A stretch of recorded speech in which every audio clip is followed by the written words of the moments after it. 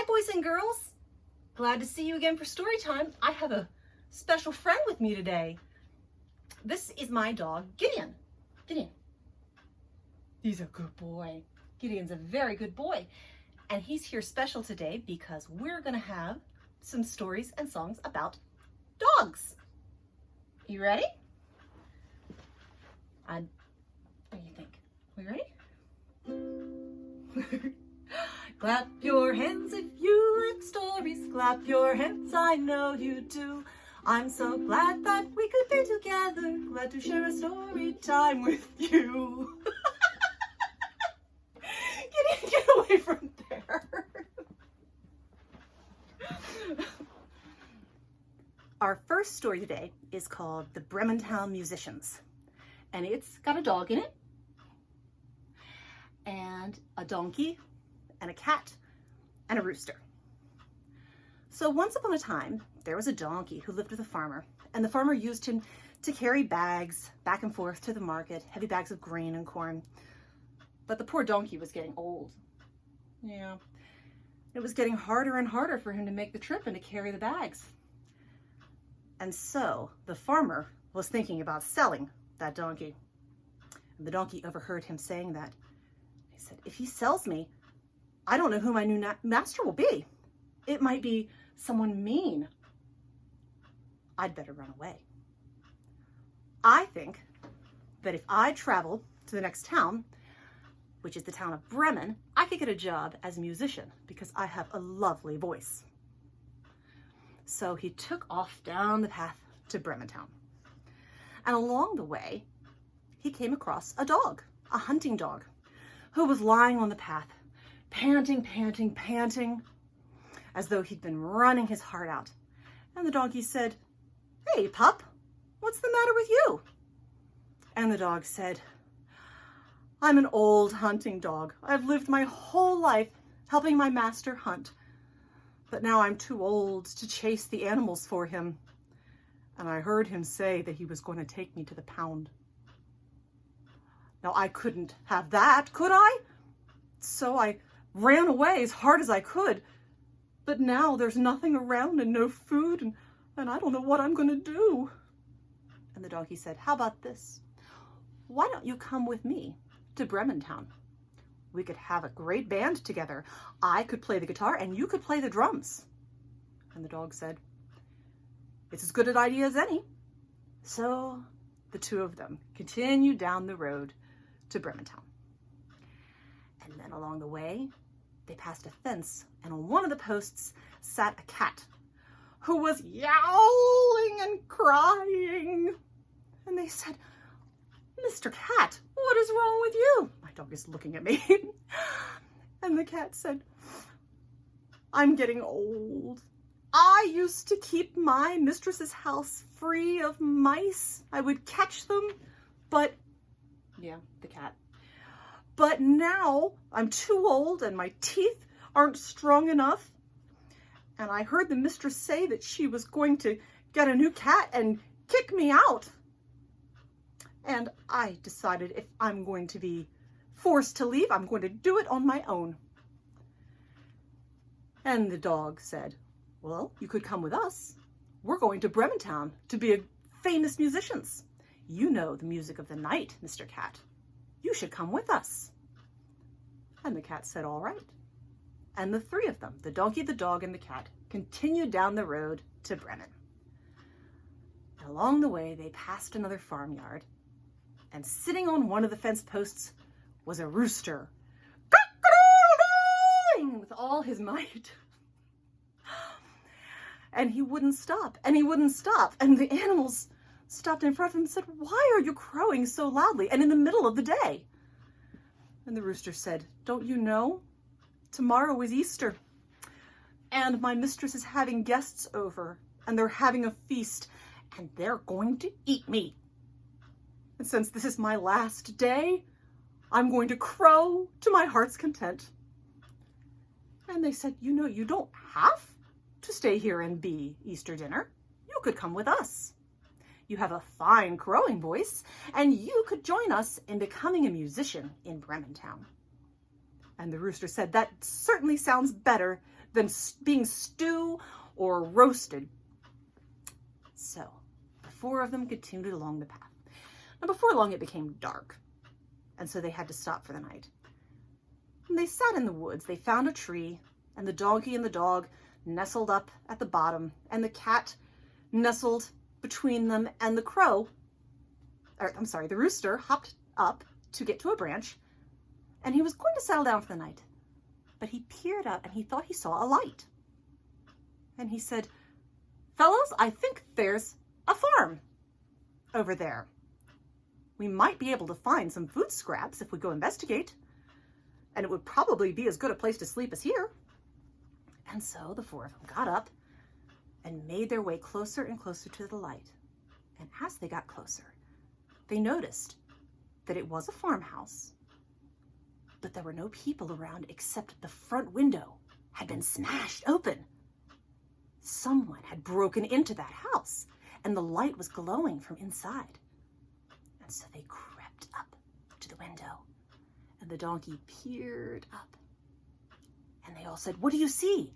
He said, "There are robbers in there, and they've taken food and drink out of the cupboard in the pantry, and they're helping themselves and eating all the food. It looks delicious." And the dog said, "Do you think it would be delicious for us?" And the donkey said, "I like the way you think." And so they decided to scare the robbers away. They said, 1, 2, 3. And on the count of 3, the donkey started braying with all his might. Hee-haw, hee-haw. And the dog started howling. Ow, ow.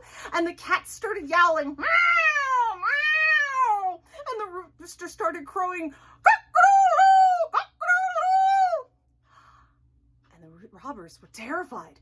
They said, "There's something out there." They said, "What's out there in the woods?" And they jumped up and they ran out of the house, left the front door standing wide open behind them. And so the animals all trotted inside and helped themselves to all the food that was all over the table, and it was delicious. After they finished eating, they nestled down in the house, since it looked like no one was going to be coming back anytime soon.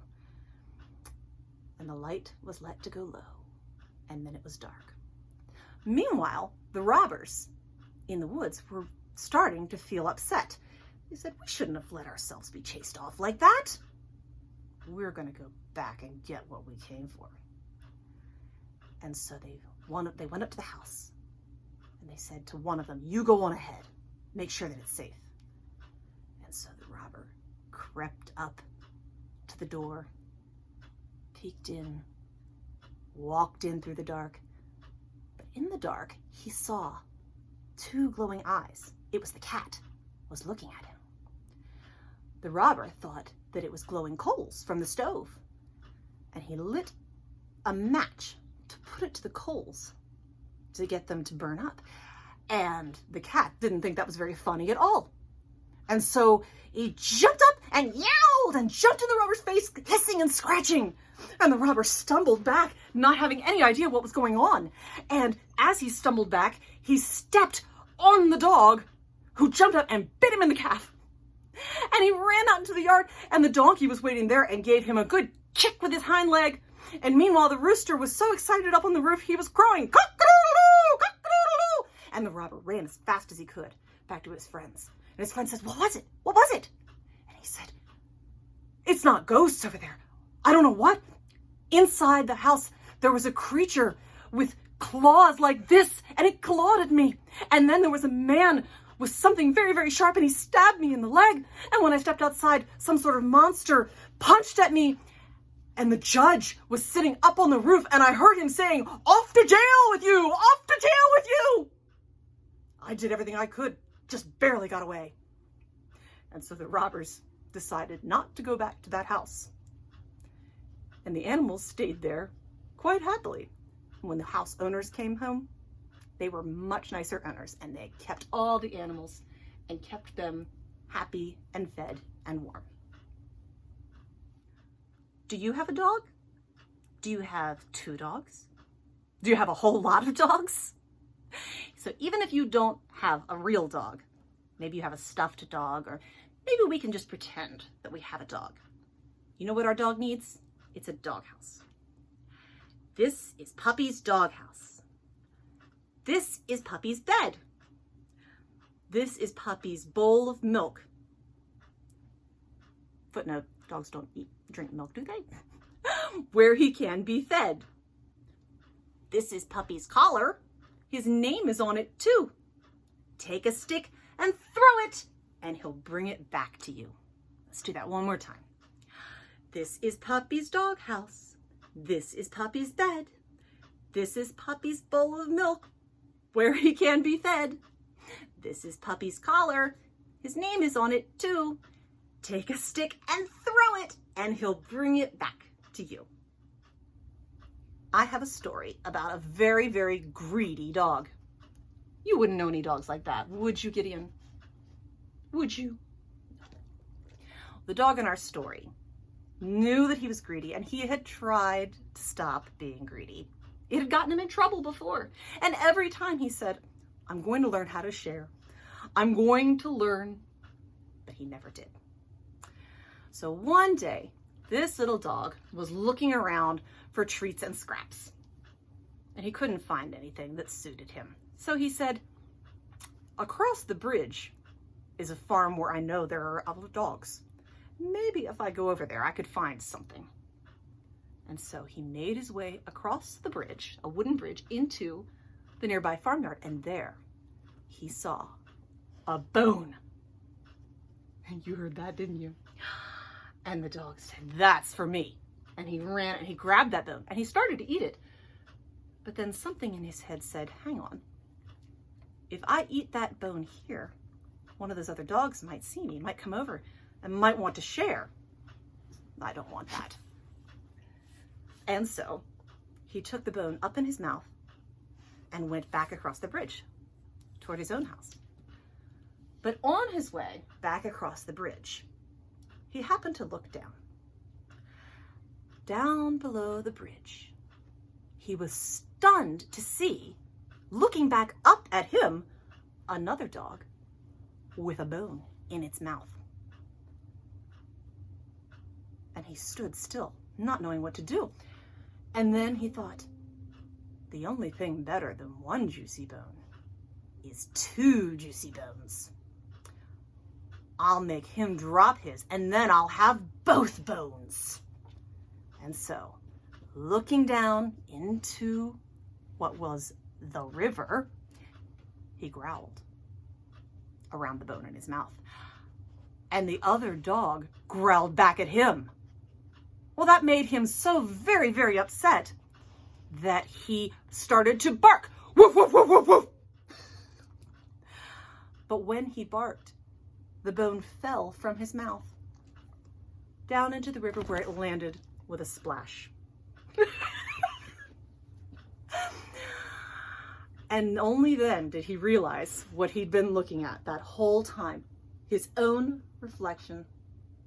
But it was too late, because now he had not two bones, not one bone, but no bones at all. Okay, who remembers how to sing bingo? Remember how it goes? So I want you to go get a drum or pairs of sticks, anything you can bang or clap. If you want, you can just clap your hands. That will work too. And as we sing the song and we get to the letters that we're taking away from his name, B-I-N-G-O, instead of saying those letters each time, you're going to bang on your drum or clap your hands or click your sticks. Okay? Here we go. There was a farmer, had a dog, and Bingo was his name-o. B-I-N-G-O, B-I-N-G-O, B-I-N-G-O, and Bingo was his name-o. We're going to take away the B this time, okay? There was a farmer, had a dog, and Bingo was his name-o. I-N-G-O, I-N-G-O, I-N-G-O, and Bingo was his name-o. There was a farmer, had a dog, and Bingo was his name-o. N-G-O, N-G-O, N-G-O, and Bingo was his name-o.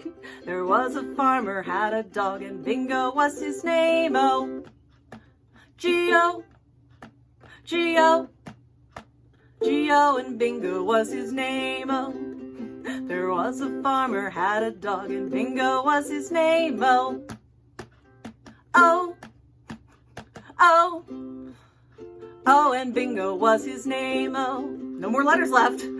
There was a farmer had a dog and Bingo was his name. Oh,